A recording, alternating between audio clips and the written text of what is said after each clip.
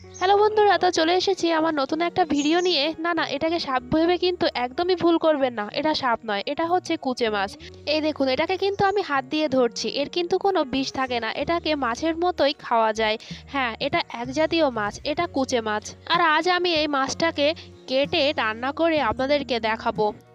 তো আমি এখন বসে গেছি মাছটাকে কাটার জন্য। হ্যাঁ, আমি কলতলাতেই বসে গেছি। এখানে বসলে আমার মাছটা কাটতে এবং ধুতে খুবই সুবিধা হবে, তাই জন্য দেখুন মাছটা কিন্তু জলের দিকেই যেতে চাইছে। মাছটা কিন্তু খুবই তাজা আছে, একদমই জ্যান্ত। এই জ্যান্ত মাছটাকেই আমি এখন কাটবো। এই মাছগুলো জ্যান্তই খেতে হয়, মরে গেলে এগুলো আর খাওয়া যায় না।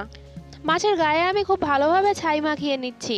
ছাই না মাখালে এর গাটা খুবই তেলতেলে, একদমই কাটা যাবে না। আমার হাতেও খুব ভালোভাবে ছাই মাখিয়ে এবার এর উপরে চামড়াটাই শুধু আস্তে আস্তে কাটতে হবে।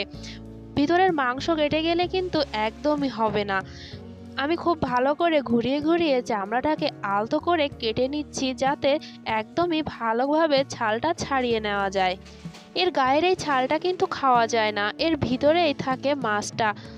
এবার খুব আস্তে আস্তে ছালটাকে গা থেকে ছাড়িয়ে ছাড়িয়ে নিতে হবে, ভীষণই টাইট, কারণ মাছটা একদমই জ্যান্ত। এই মাছগুলোকে কিন্তু যখন ডিসেম্বর মাসের দিকে পুকুর শুকিয়ে যায় তখনই পাওয়া যায়, কিন্তু এখন যেগুলো পাওয়া যায় সেগুলোর টেস্ট কিন্তু ওই সময়ের থেকে বেশি ভালো হয়। এখন অতটাও পাওয়া যায় না, তবে এই টাইমে দামটা আবার একটু বেশিই থাকে। তবে সুনুর বাবা আজকে পেয়েই নিয়ে এসেছে, কারণ সুনুর তো এটা ভীষণ পছন্দ। আর এই মাছ কিন্তু শরীরের জন্য খুবই উপকারী। আমি তো ওকে বলেই দিয়েছি যখনই বাজারে এই কুচে মাছ পাবে তখনই নিয়ে আসবে সুনুর জন্য। ওর এখন এই মাছটা খাওয়া কিন্তু খুবই প্রয়োজন। এবার এই ছালটাকে আস্তে আস্তে আমি হাত দিয়ে ছাড়িয়ে নেব, কিন্তু ছালের সাথে কিছু কিছু মাংস উঠে আসছে, দেখতে পাচ্ছেন, সেগুলো আমি বটি দিয়ে আঁচড়ে নিচ্ছি। এভাবেই যদি আমি টান দিয়ে ফেলি তাহলে সব মাংসই এই ছালের সাথে উঠে যাবে। একটু একটু করে এই ছালগুলো আস্তে আস্তে করে ছাড়িয়ে নিচ্ছি। একটু টান দিচ্ছি, আবার একটু মাংস উঠে আসছে, তাই জন্য আবারও বটির গা দিয়ে কেকে নিতে হচ্ছে। এবার ছালটা একটু একটু করে ছাড়ানোর পর একবারে টান দিলে উঠে আসবে। এই দেখুন, এবার একবারে টান দিলেই সব ছালটা মাছের গা থেকে ছাড়িয়ে যাচ্ছে। তবে একদম শেষ পর্যন্ত কিন্তু ছালটা ছাড়ায় না, লেজের দিকে একটু থেকে যায়, তবে ওইটুকু কোনো ব্যাপারই নয়। এবার আমি একটা গামলা নিয়ে নিচ্ছি মাছগুলো কেটে রাখার জন্য। প্রথমে মাথাটা কেটে নেব, এবার ছাইটা সরিয়ে ফেললাম। এবার মগে করে জল নিয়ে মাছটাকে খুব সুন্দর করে ধুয়ে নেব, নয়তো এই যে ছাই, এটা সারা মাছের গায়ে লেগে যাবে, আর পরে ধোয়ার সময় এগুলো গা থেকে উঠতেই চাইবে না। আমি কিন্তু খুব বেশি বড় সাইজের করে মাছটা কাটিনি, মিডিয়াম সাইজ করেই কেটে নিয়েছি। মাছটা কয়েক টুকরো কাটার পরই এর ভিতরে যে লম্বা নাড়ি আছে ওটাকে টান দিলেই বেরিয়ে আসে। এই দেখুন, ওটাকে কিন্তু আমি ফেলেই দিয়েছি।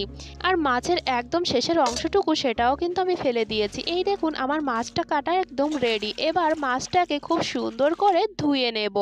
মাছের ভিতরে এই যে একটা রক্তের নালি থাকে, এটাকেও কিন্তু ফেলে দিতে হয়। এই মাছগুলো খুব সুন্দর করেই ধুয়ে নিতে হয়। এই দেখুন, মাছটা ধোয়া হয়ে গেছে। এবার আমি কয়টা আলু কেটে নেব। এই মাছে আলু দিয়ে রান্না করলে খুবই ভালো লাগে।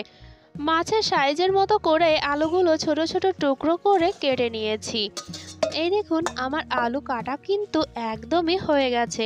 এবার পেঁয়াজ রসুন কাটার পালা। এখানে 2টা পেঁয়াজ এবং 3টা রসুন নিয়েছি আমি। পেঁয়াজের প্রথমে খোসা ছাড়িয়ে নিলাম, এরপর জল দিয়ে সুন্দর করে ধুয়ে নিয়ে ছোট ছোট টুকরো করে কেটে নিলাম। আমার পেঁয়াজ কাটা প্রায় হয়ে গেছে, রসুনগুলো ছেলে নিয়েছি ভালো করে। এবার চলুন রান্নার পালা। আমি চলে এসেছি রান্নাঘরে। এবার কিছু মশলাও বেটে নিই। প্রথমে লঙ্কাগুলো বেটে নিলাম। লঙ্কা বাটা হয়ে গেলে রসুন, তারপর জিরে, মরিচ আর কিছু ধনে বেটে নেব। বাটা হয়ে গেছে। এই দেখুন, আমার মশলা কিন্তু সবই রেডি। এবার রান্নাটা শুরু করা যাক। 2টা কড়াই বসে দিয়েছি, এক পাশে জল দিলাম গরম হওয়ার জন্য, এতে রান্নাটা একটু এগোবে। কড়াইতে তেল দিয়ে দিচ্ছি। প্রথমে আলুগুলো সুন্দর করে ভাজা করে নেব। আলুগুলোকে কিন্তু লাল লাল করে ভেজে নিয়েছি। এবার ওই তেলেই দিয়ে দেব পেঁয়াজ কুচিগুলো।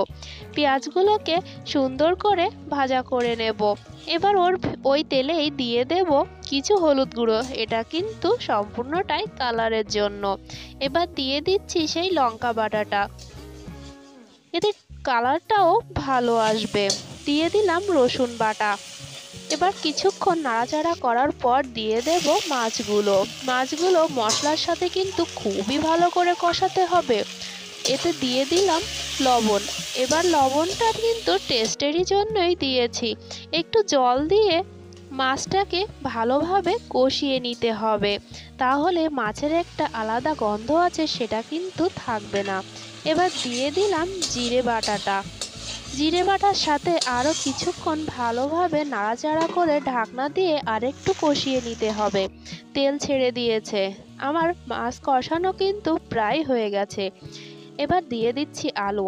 এই মাছের রান্নাটা কিন্তু খানিকটা ওই চিকেন রান্নারই মতো, স্বাদটাও কিন্তু অসাধারণ লাগে, সেটা তো আপনারা বুঝতেই পারছেন। এবার ঢাকনা দিয়ে কিছুক্ষণ রান্না করতে হবে। বেটে নিচ্ছি কিছু গরম মশলাটা বাটা হয়ে গেছে। এদিকে আমার রান্নাও কিন্তু প্রায় হয়ে এসেছে। এবার গরম মশলাটা দিয়ে দিলাম। মাছ রান্না কিন্তু প্রায় রেডি। এই দেখুন কতটা টেস্টি হয়েছে, দেখেই তো বুঝতে পারছেন। ভিডিও ভালো লাগলে অবশ্যই লাইক কমেন্ট করবেন এবং চ্যানেলটি সাবস্ক্রাইব করতে ভুলবেন না।